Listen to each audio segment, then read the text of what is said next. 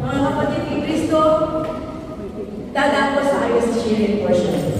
Now is our time to lift up the Lord, to mag-share sa magpapala na galing sa Diyos. Okay. Oh, yeah. Thank the Lord. Sister Jo. Sa mapagpalang hapon, mga kapatid, and sa Lord God Shaddai, binabalik ko na po ang walang pasasalamat sa ating Panginoon dahil sa kalakasan na pinagkakaroon niya sa akin dito sa bagong work na lagi pa muna sa pag-leadership. So, salamat naman na nakakadalo pa ako sa inyong gawain at sa kalakasan na doon din sa kaligtasan ng ating pamilya doon na parang bagyo ng Christine. Binatakan ng aming barrio. Salamat sa Diyos at ligtas ka lahat. Salamat sa Lord. Sister Jo, magpapalain ka ng Panginoon kasi totoo yun. Ang hirap talaga sa trabaho ganito. Ang hirap talaga ang bumangon. Pero pinagpapala ka si Sir Jo kasi by all means, binibigay mo pa rin ang 100% na pagpupuri mo sa ating Diyos buhay. Amen? So, ito pa rin gusto ng ating Panginoon sa atin. Alam nyo, I can actually share. Ang gawain ito ay this, for the sake of Bratilia, this fellowship is not for the Lord. It is for us because this fellowship, God uses it to bless us. Amen? Ngayon, mga kapatid ni Kristo, kung tayo sumayaw doon sa joyful song at kung tayo mawin na nalangin doon sa worship song, pagpapala ko ay bumababa. Ito po ako. Pag tinaasan na ang ating mga kamay, pagpapala ko ay dumadalag sa ating mga kamay.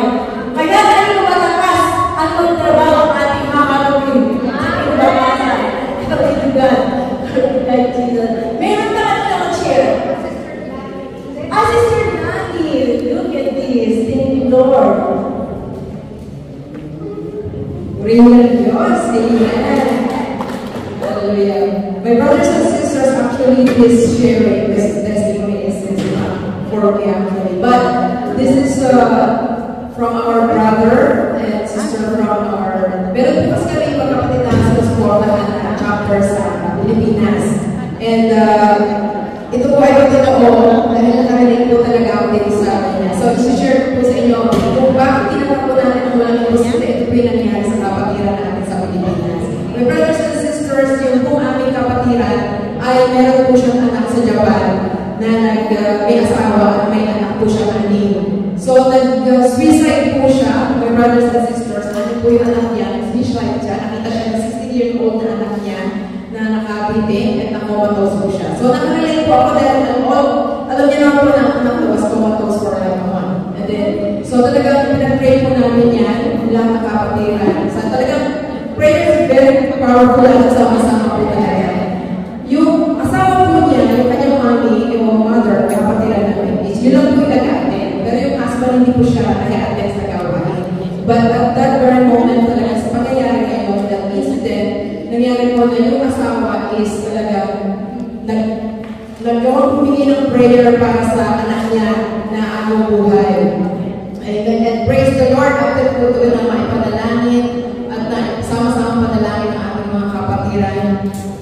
Unti-unti pag umilang po yung bata, nasa group chat po, pinakita yung mother, yung nag-suicide, at nagpapasalamat po kami at nagpapasalamat talaga sa Panginoon dahil walang imposible talaga sa Panginoon dahil at 2 days or 3 days ago, nag-send po ng picture yung kanyang na, yung kapatira namin, yung sister namin na nagkakapi na po yung bata sa Japan at talagang walang imposible sa Panginoon. Alam namin, patuloy na po siyang gagaling at patuloy din namin at nawa, patuloy din kami gamitin magkapatid sa doon, bigyan din kami ng kalakasan guys. Patuloy namin pag-support sa chapter po na yun. To God be the glory.